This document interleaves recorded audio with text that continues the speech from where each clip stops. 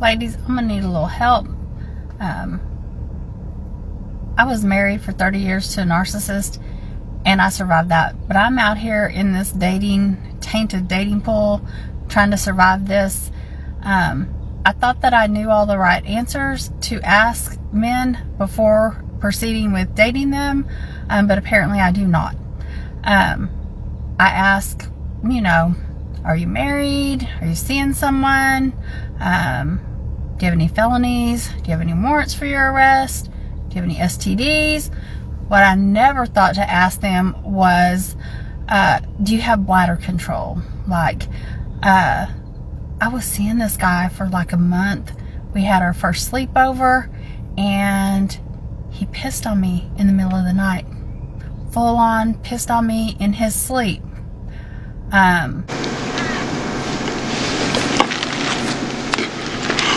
Oh, gee, Colleen, let me guess. You said you were married 30 years for narcissists. What exactly does that mean, ladies? That's one of the biggest cop-outs I've ever heard when it comes to describing your ex. Let me translate that from womanese. He didn't abuse me. I just want to make him sound very negative. But I do give this queen some credit because she was asking the right questions as to didn't want to be with a guy who was a felon who had some warrants for his arrest. Bunch of key questions there. But then saying, I didn't think about asking about bladder control. Listen, sweetheart, let me explain something. If you were married to a man who was healthy and you got back out there, you're going to get what you get. How do we know her ex was healthy? That's very simple because she didn't mention not one bad thing about her ex other than him being a narcissist. If he had health issues, she would have led with that. Sorry, sweetheart. You're in your 50s. You're not going to get a chiseled jock at this age. This is just you on your journey to find yourself. So keep on using your fifis to find the right guy. Kind of like using the Force. The difference is you're not a Jedi here. You're more akin to Emperor Palpatine. Finally, he got up. I had to hit him to get up, actually. And then he went to the restroom, came back, didn't even bother to clean it up, laid in his own piss until the following morning. I was out of town, mind you, so I couldn't jet to my own house, get out. And the next day I asked him, hey, is this something that happens? I was dumbfounded. His answer was, yeah, sometimes. Not, I have a medical problem. Not like, I'm still dumbfounded. So, if y'all can help me with something that maybe I haven't thought of yet that I need to include in my questions to ask them, I would so appreciate it. Because evidently, I am clueless. Damn! Oh, my grandelder post-wall empty egg carton Colleen. You are far from clueless. I mean, first of all, that t-shirt that you have that says no bread, no booty. Sorry, honey, your booty's not worth the bread. Another thing, all the good men in their 50s that want to be married are married. The good women who are smart enough to hold on to those good men who have been married to them a long time decided not to use their ever so important fifis of, I am no longer feeling the butterflies that I did in my 20s, and I'm going to go back out there and find my Prince Charming. No, they actually held on to them. So the ones that are left over are the ones that are going to be either doing regular dating, have issues, or aren't going to take you very serious. It's no secret that you're looking for your Mr. Right, Mr. Perfect at this age. It's not going to happen. Men are going to have some issues. The best thing you can do is deal with them. I'm pretty sure that you're not perfect either. Listen, let's be honest. If the worst that this guy has is a bladder control issue, which probably he can get some medication for it, that doesn't seem too bad to me. But then again, I'm not into golden showers. Before we move on, I want to bring attention to the fact that 79% of my viewers are not subscribed to my channel. Come on, fam. You've seen my logo on other channels, and you're already here. Please hit that subscribe button and support the channel. It really helps out. Moving on. Hello. Welcome to Dating at 50. So I've opened myself back up to the dating pool, and it is totally difficult, to say the least. Some people that come on across my FYP page are always talking about love. And one of them is always very needy to be in a relationship. I, on the other hand, I don't really feel that need to have to be in a relationship. I am so comfortable solo, and basically it also comes down to a level of trust. And I think I've been burned so many times that I have to take things super slow. So my advice in the dating at 50 or dating at any age, take it slow. Do not jump in and give everything you have to someone immediately. She's going to sink, Captain. But she can't sink. She's unsinkable. She can't float. That intro should have sounded like, welcome to multi-decades plus post-wall dating with a completely, totally empty egg carton for queens in modern times. I'm sorry, but it's not easy for women dating at that age because, let's be honest, in your 50s, you shouldn't be dating. You should have been happily married, spending your golden years with the man that you love. I mean, that is if your fifis didn't change and you decided that, you had to find yourself. And another thing, this grand elder post-wall queen said that she's comfortable flying solo. She doesn't feel a need to be dating. Then why did she start this video saying hello to dating at 50? All right, let me translate that womanese a little bit. If a queen has to make a video on the internet or even just tell a person that she's super happy being alone, chances are she's not. She's trying to convince herself that she's happy. Come on there, queen. You're not fooling anybody. You're the one who's making this video. I'm just the one auditing it. Now, as for her advice of saying take dating slow at any age, not just at this age. Okay, does that include when you decide to break up your marriage? Did you take your fifi slow and considered it? Said, hey, you know what? Let me take this slow and think about it. Nah, that sounds like, I want a payday. I want to cash out. I want to jump back on the carousel because I'm special. Because dating is going to be as awesome now as it was when I was in my 20s. I'm going to find the right guy. The last few dates I've been on, all of them have been like, they've all been, oh, there's just something, this is something great about you. And I'm just head over heels and come out of the country with me for 2 weeks. I'm like, I'm not even giving you a kiss shot and you want to take me out of the country for 2 weeks. That's a red flag to me. That was one of many red flags. If someone is so eager to give you everything they have, that is a red flag. And honestly, that's the first red flag that I run, Forrest, run from. Take things slow. Get to know them. Go out with them for as long as you can without truly getting intimate with them. This way you really understand if they're going to be a solid person. You get to understand what their quirks are, what their flags are, and you haven't soiled yourself by sleeping with them or being committed.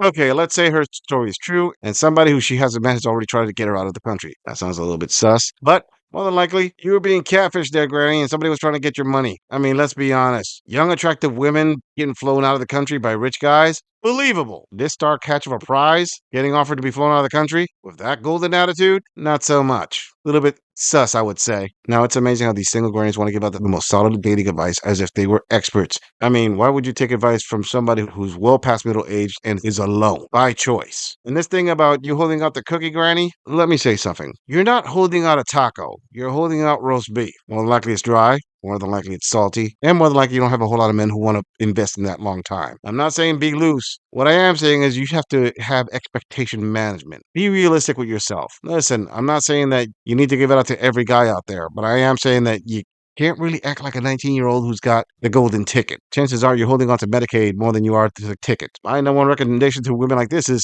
stop and think about what you have to offer a man that he's going to value, that he's going to be willing to bring you on for a long-term relationship. Start there, and it'll help you figure things out. Moving on. I told y'all that women should be dating 2 to 3 men, and the amount of women that wrote me saying 2 to 3, oh my God, that's exhausting, that's tiring, 2 to 3, hell, I can't even find one. Where you find one at? And I'm so concerned for y'all because I'm trying to figure out why are y'all so exhausted. You should be choosing up, baby. It's not a man on this earth that is exhausting me. It's not one man that I'm dating that it is laborious, okay, to date him, all right? You have to choose up. You should be choosing up financially, period. You should be choosing up an emotional maturity. You should be choosing up in vibes and quality of life. If anything, nothing should be happening, but life is getting better for you. Those bags that you're carrying, it should be less for you to do, baby. I'm not understanding why y'all truth is I'm tired. What is going on? Choose up, my love. Everything should be increasing. Him, her,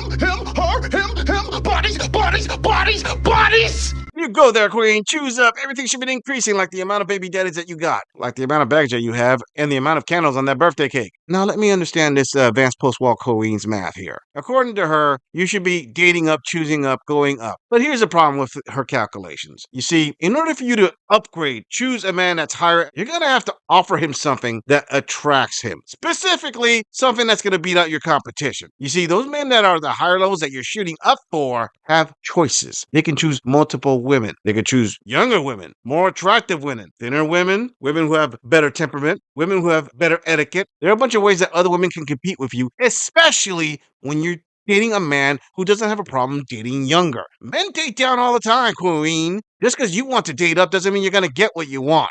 And yeah, finding the right guy can be exhausting. Not just that, consider this. If he is 1, 2, 3, hell, 5 levels above you, you're on his time, not the other way around. He's not going to dance to your tune. That can be exhausting. I mean, probably as exhausting as balancing out that child support from your multiple baby daddies. Moving on. So I took a break from the dating apps because they were freaking annoying me. But lately I decided to try to go back on them. Why? Why did I bother? It's a show. I had this one guy I matched with. He looked decent, but you know how you can kind of tell from a photo that they might be a douchebag? Yeah, I kind of knew, but I thought maybe I'm wrong. I was not wrong. His first message to me was, "Are you a bad girl?" I don't need that. It's just better to be single. I hate it. Dating is horrible. Dating in general is horrible because when I do meet someone that I kind of like, I get attached. And they're not necessarily as attached as I am. So I'm better and happier when I don't even bother dating.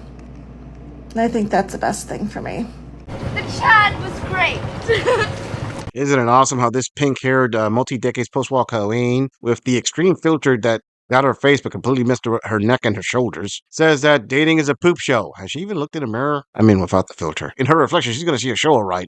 Maybe not the one that she thinks she's seeing. And dang, Granny, you're saying that you can tell from a photo if the guy can be a douchebag? Really? I mean, from your video, we're getting total fake vibes here. I mean, after pointing out the things I just pointed out, don't you think that's a little bit too much for you to be demanding, all things being considered? Now, as to his first message to this Granny asking her if she was a bad girl, he should have rephrased that to, "Are you a naughty nana?" Maybe he would have scored better with that one. I know, this gorilla can't be alone, and shaking his head after he hears her saying, maybe it's better to be single, dating is horrible. Oh, snap, Granny, really? You think that maybe if you would have stayed married, you wouldn't be dating so it wouldn't be horrible? I mean, you're the one who's dating. You decided to be in this lifestyle. You choose your man like you choose the cheap dye for your hair? And this Granny says that when she meets somebody she likes, she gets attached, but the person isn't attached to her. She's better when she's not dating. She repeats the cycle she just said in the beginning. She deletes her dating apps, re-downloads them, gets back on the carousel. This is what's happening, Granny. You get on the carousel, you find your favorite sausage, you get hooked on it, but then he decides, oh my God, this is just too dry for me to stay here. I was on a dry spell. I just don't want beef jerky every day. Listen, Granny,